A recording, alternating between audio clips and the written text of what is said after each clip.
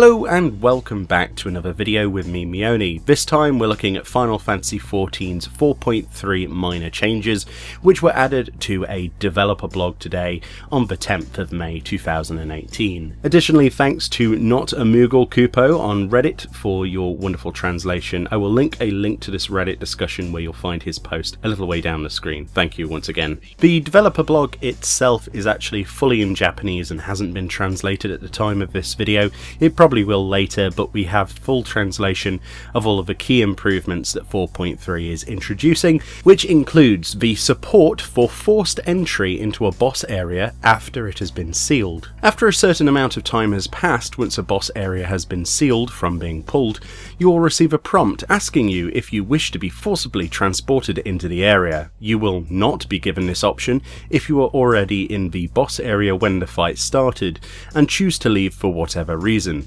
So if you're basically lagging behind, so at least they can pull straight away and you won't have to worry about not being there for the actual boss. Which is a really cool change, especially if people go AFK. Usually you have to wait for them, otherwise they're excluded from the fight, but this time they can just join you whenever they get back to their keyboard. The second thing that's coming is that they're adding unique icons for pets to the map. There's going to be unique icons for the map so you can identify the eggies much easier, the machinist turrets, etc. It's basically to make it so that when you look at the map you know whether that's a player or a minion.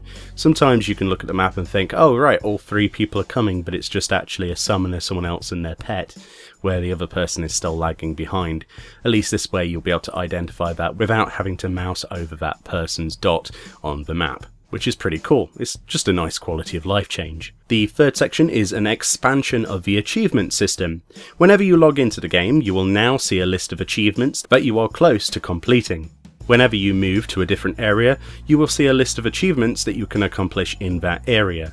When looking at the full achievement list, a new category, in current area, will also display the achievements you can accomplish in your current area, as well as any achievements nearing accomplishment.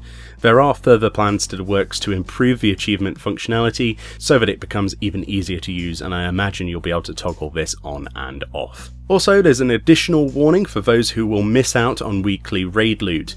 If your party leader queues for a Sigmascape floor, for example, that is higher than your current progress for the week, you are now required to make a second confirmation that you will forfeit all weekly loot from the previous floors, so you don't accidentally go onto one and then you go with your static and they have to do one chest because you've already cleared it. Then they'll have no excuse because then they'll have to confirm it a second time before they even queue in, which is pretty good. I've been in there, got that t-shirt, didn't enjoy it. People annoyed me that day. Additionally, there's now prioritization of party members in the overworld display. Your party members will now have priority when limitations are being placed on the number of items rendered on your screen. For example, when the expansion came out, there was a ton of people trying to click on Raban at the same time. You could see various people on screen, but you couldn't really differentiate your friends from other people unless you went somewhere that was slightly quieter. This will actually prioritize them to be rendered if they're in your party. This should have been in the game all along, to be honest, and it's nice to see that they're actually prioritizing that finally. And also, as a bonus to that, you will now also be able to see party members from a farther distance than you were able to previously, and much further than normal players around you, which is again a brilliant change. All in all, this is just some of the wonderful quality of life changes being brought into 4.3. I thought this developer blog entry was probably one of the most important and interesting to think about. Either way, thank you kindly for watching this video, and I'll see you all next time.